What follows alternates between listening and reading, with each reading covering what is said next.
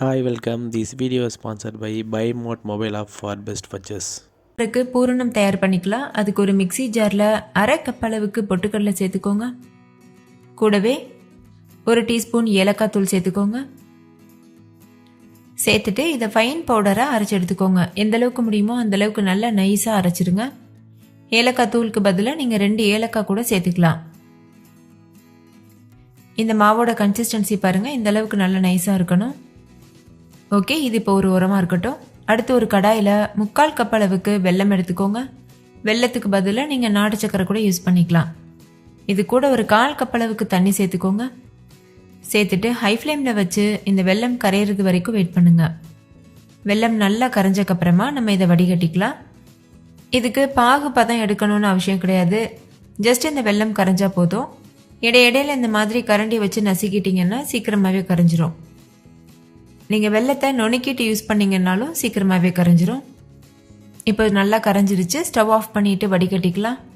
நீங்கள் யூஸ் பண்ணுற வெல்லத்தில் மண் தூசி இல்லைன்னா நீங்கள் வடிகட்டாமல் அப்படியே கூட செய்யலாம். இதுலேயும் மண் தூசி எதுவும் இல்லை, இருந்தாலும் கூட நான் வடிகட்டியிருக்கேன். இப்போ இது ஒரு உரமாக இருக்கட்டும். அடுத்து ஒரு கடாயில் 2 டீஸ்பூன் நெய் சேர்த்துக்கோங்க. நெய்க்கு பதிலாக நீங்கள் எண்ணெய் கூட யூஸ் பண்ணிக்கலாம். கூடவே 3/4 கப் அளவுக்கு தேங்காய் துருவல் சேர்த்துக்கோங்க. ஃப்ரெஷ்ஷான தேங்காய் துருவல் நான் எடுத்திருக்கேன். இந்த நெய்லேயே நல்ல வாசனை வர வரைக்கும் இதை நல்லா வறுத்துக்கோங்க.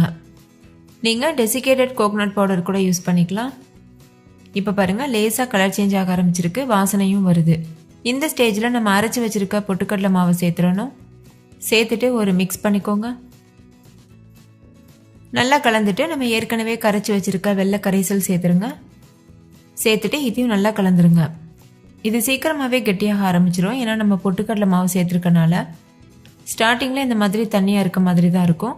ஒரு 2-3 நிமிஷத்துக்கு மீடியம் ஃப்ளேமில் வச்சுட்டு இது போல் கலந்துகிட்டே இருங்க. அப்போ நல்லா திக்காயிட்டு வரும். இப்போ பாருங்கள், ஓரளவுக்கு திக்காக ஆரம்பிச்சிருக்கு. இது இன்னுமே நல்லா திக்காயிட்டு வரணும். அது வரைக்கும் நம்ம கலந்துக்கலாம். இப்போ பாருங்கள், நல்லா திக்காயிருக்கு. கடாயிலேருந்து ஒட்டாமல் ஒரு அல்வா பக்குவத்துக்கு வருது பாருங்கள். இது பெர்ஃபெக்டான கன்சிஸ்டன்சி. இப்போ ஸ்டவ் ஆஃப் பண்ணிவிட்டு இதை முழுமையாக ஆற வச்சுருங்க. இப்போ ஸ்டஃபிங் தயாராகிருச்சு. அடுத்து ஒரு பேனில் 1 கப் அளவுக்கு அரிசி மாவு சேர்த்துக்கோங்க. ஸ்டவ்வை லோ ஃப்ளேமில் வச்சுட்டு ஒரு 4 நிமிஷத்துக்கு இது நல்லா வறுத்துக்கோங்க. ஹை ஃப்ளேமில் வச்சு வறுத்துடக்கூடாது. அதுக்கப்புறமா அரிசி மாவோட கலர் சேஞ்ச் ஆயிரும். அந்த மாதிரி சேஞ்ச் ஆயிடுச்சுன்னா கொழுக்கட்டை வெள்ளை கலரில் கிடைக்காது. அதனால் லோ ஃப்ளேம்லேயே வச்சுட்டு இந்த மாதிரி கைவிடாமல் வறுத்துக்கோங்க. நான் பச்சரிசி மாவு யூஸ் பண்ணியிருக்கேன். நீங்கள் வீட்டில் அரைச்ச பச்சரிசி மாவாக இருந்தாலும் எடுத்துக்கலாம். கடையில் வாங்கின கொழுக்கட்டை மாவு, கடையில் வாங்கின பச்சரிசி மாவு எது வேணாலும் யூஸ் பண்ணிக்கலாம். மாவு 4-5 நிமிஷத்துக்கு நல்லா வறுபட்டக்கப்புறமா ஸ்டவ் ஆஃப் பண்ணிவிட்டு இதை வேறு ஒரு பிளேட் இல்லைன்னா பாத்திரத்துக்கு மாற்றிட்டு இதே கடாயில் தண்ணி சேர்த்துக்கோங்க. நம்ம 1 கப் அளவுக்கு அரிசி மாவு எடுத்திருக்கோம். அதுக்கு 1.5 கப் அளவுக்கு தண்ணி கரெக்டாக இருக்கும். 1.5 கப் அளவுக்கு தண்ணி சேர்த்துக்கோங்க. நான் அரிசி மாவு வறுத்த அதே கடாயில் தான் தண்ணி சேர்த்துக்கிறேன். சேர்த்துட்டு ஹை ஃப்ளேமில் வச்சு இது நல்லா கொதிக்க வச்சுக்கோங்க. கூடவே அரை டீஸ்பூன் உப்பு சேர்த்துக்கோங்க. நீங்கள் சுவைக்கு தகுந்த மாதிரி உப்பு சேர்த்துக்கலாம். இது கூடவே 1 டீஸ்பூன் நெய் சேர்த்துக்கோங்க. சேர்த்துட்டு ஹை ஃப்ளேமில் வச்சு நல்லா கொதிக்க வச்சுக்கோங்க. இப்போ ஒரு சின்ன பாத்திரத்தில் 2 டேபிள் ஸ்பூன் அளவுக்கு மைதா மாவு எடுத்துக்கோங்க. மைதாக்கு பதிலாக நீங்கள் அரிசி மாவு எடுத்துக்கலாம், அப்படி இல்லைனா கோதுமை மாவு கூட யூஸ் பண்ணிக்கலாம்.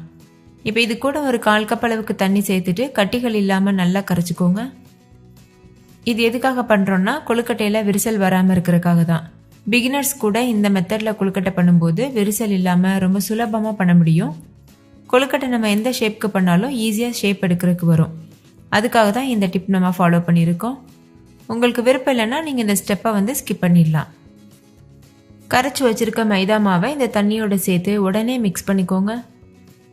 கூடவே இந்த மைதா மாவு சேர்க்கறதுனால கொழுக்கட்டை மேலே நல்லா ஷைனிங்காகவும் சாப்பிட்றதுக்கு நல்லா சாஃப்டாகவும் இருக்கும். அதுக்காக தான் சேர்த்துருக்கோம். சேர்த்து நல்லா மிக்ஸ் பண்ணதுக்கப்புறமா இது கூட நம்ம வறுத்து எடுத்து வச்சுருக்கோம்ல மாவு, அதை சேர்த்துருங்க. சேர்த்துட்டு நல்லா மிக்ஸ் பண்ணிக்கோங்க.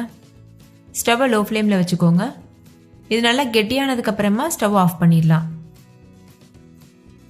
கரண்டி வச்சு இந்த மாதிரி இந்த கட்டிகளை உடைச்சி விட்டுக்கோங்க. நல்லா இந்த மாதிரி மசிச்சு விட்டு கலந்துக்கோங்க. இந்த ஸ்டேஜில் ஸ்டவ் ஆஃப் பண்ணிடுங்க. ஸ்டவ் ஆஃப் பண்ணிவிட்டு இந்த மாதிரி மிக்ஸ் பண்ணிகிட்டே இருக்கணும். அப்போ தான் மாவு எல்லா பக்கமும் ஒரே மாதிரி இருக்கும். இல்லைன்னா ஒரு சைடு ரொம்ப ஹார்டாகவும் ஒரு சைடு சாஃப்டாகவும் இருக்கும். மாவை நம்ம ஆற வைக்கும்போது நல்லா ஆறிடும். ஆனால் ஒரு சைடு ஹார்டாகவும் ஒரு சைடு சாஃப்டாகவும் இருக்கும். அதனால் கரண்டி வச்சு இந்த மாதிரி மாவில் இருக்க சூடு முழுமையாக போகிற வரைக்கும் இந்த மாதிரி பண்ணிகிட்டே இருக்கணும். இது போல் பண்ணும்போதும் கொழுக்கட்டை செய்யும்போது நம்மளுக்கு ஈஸியாக இருக்கும். ரொம்ப கஷ்டப்பட்டு செய்ய தேவையில்லை. இப்போ பாருங்கள், கரண்டி வச்சு மிக்ஸ் பண்ணிகிட்டே இருக்கும்போது மாவு முழுமையாக ஆறிடுச்சு. கை பொறுக்கிற சூடுக்கு வந்ததுக்கப்புறமா இந்த மாதிரி கையில் கொஞ்சமாக நெய் இல்லைன்னா எண்ணெய் அப்ளை பண்ணிவிட்டு இது போல் மடித்து விட்டு பிசைஞ்சுக்கோங்க. நம்ம சப்பாத்திக்கெலாம் மாவு பிசைவோம்ல, அந்த மாதிரி சாஃப்டாக பிசைஞ்சுக்கோங்க. இப்போ மாவு தயாராகிருச்சு. மாவு நல்லா சாஃப்டாக இருக்குது. இதுலேருந்து ஒரு சின்ன சைஸ் மாவு எடுத்துக்கோங்க. இந்த மாதிரி கையில் வச்சு லேசாக அழுத்தம் கொடுத்துட்டு அதுக்கப்புறமா உருண்டை ஷேப்க்கு உருட்டிக்கோங்க. இந்த மாதிரி உருட்டிக்கோங்க. கையில் மாவு ஒட்டுற மாதிரி இருந்ததுன்னா கொஞ்சமாக நீங்கள் நெய் இல்லைன்னா எண்ணெய் அப்ளை பண்ணிவிட்டு உருட்டினீங்கன்னா ஈஸியாக இருக்கும். இப்போ ஒரு வாழை இலை அப்படி இல்லைன்னா ஏதாவது ஒரு கவர் எடுத்துக்கோங்க. அதில் கொஞ்சமாக எண்ணெய் அப்ளை பண்ணிக்கோங்க. நீங்கள் பட்டர் ஷீட் கூட யூஸ் பண்ணிக்கலாம். இப்போ நம்ம எடுத்து வச்சுருக்க மாவை இது போல் வச்சுட்டு இந்த மாதிரி மீடியம் சைஸ்க்கு தட்டிக்கோங்க. ரொம்ப ஒல்லியாகவும் தட்டிடக்கூடாது, ரொம்ப மொத்தமாகவும் தட்டிடக்கூடாது. ரெண்டுத்துக்கும் நடுவில் ஒரு மீடியம் சைஸில் தட்டிக்கோங்க. இந்த மாதிரி ரவுண்ட் ஷேப்க்கு தட்டிக்கோங்க. நம்ம மாவை வறுத்து பக்குவமாக இந்த மாதிரி வேக வச்சு பண்ணும்போது உங்களுக்கு மாவு ஈஸியாக ஷேப் எடுக்கும். இப்போ நம்ம ஏற்கனவே செஞ்சு வச்சுருக்க பூரணம் இருக்குல்ல, அதிலிருந்து கொஞ்சமாக பூரணம் எடுத்து இந்த மாதிரி தட்டிக்கோங்க. நீள்வாக்கில் உருட்டிட்டு லேசாக தட்டிக்கோங்க. நீங்கள் எந்த அளவுக்கு கொழுக்கட்டை தட்டி வச்சுருக்கீங்களோ அந்த அளவுக்கு பூரணம் வச்சா கரெக்டாக இருக்கும். இந்த மாதிரி தட்டினதுக்கப்புறமா க்ளோஸ் பண்ணிடுங்க. வாழை இலையோடு எடுத்து இந்த மாதிரி கவர் பண்ணிக்கோங்க. பாருங்கள், இந்த மாதிரி. இப்போ அந்த எட்ஜஸ்லாம் நல்லா அமுத்தி விட்டுக்கணும். கை வச்சு எந்தளவு முடியுமோ அந்தளவுக்கு நல்லா அமுத்திடுங்க. அப்போ தான் அந்த பூர்ணம் நம்ம வேக வைக்கும்போது வெளியில் வராமல் இருக்கும். பூர்ணம் எந்தளவுக்கு முடியுமோ அந்தளவுக்கு அதிகமாகவே வச்சுக்கோங்க. குறைவாக வச்சோன்னா டேஸ்ட் அந்தளவுக்கு நல்லா இருக்காது, வெறும் மாவு சாப்பிட்ட மாதிரி இருக்கும். அதனால் நம்ம செய்கிற கொழுக்கட்டைக்கு தகுந்த மாதிரி பூர்ணமும் வச்சுக்கணும்.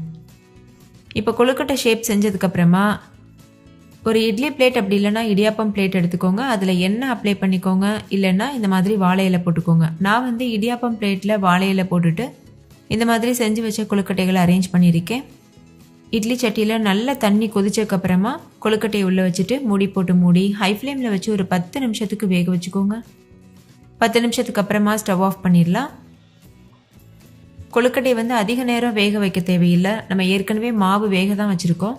அதனால் நீங்கள் ஒரு 10 நிமிஷம் வேக வச்சாலே போதும், கரெக்டாக இருக்கும். ரொம்ப நேரம் வேக வச்சுட்டோன்னா கொழுக்கட்டை ஹார்டாகிறதுக்கு சான்ஸ் இருக்குது.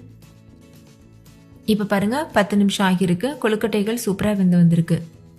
இப்போ நம்ம ஸ்டவ் ஆஃப் பண்ணிவிட்டு இது வெது வெதுப்பான சூட்டுக்கு வர வரைக்கும் ஆற வச்சுக்கலாம். நீங்களே பாருங்கள், அதோட ஷேப் எவ்வளோ பெர்ஃபெக்டாக வந்திருக்கு. கொஞ்சம் கூட விரிசல் இல்லை, நல்லா சாஃப்டாக இருக்குது.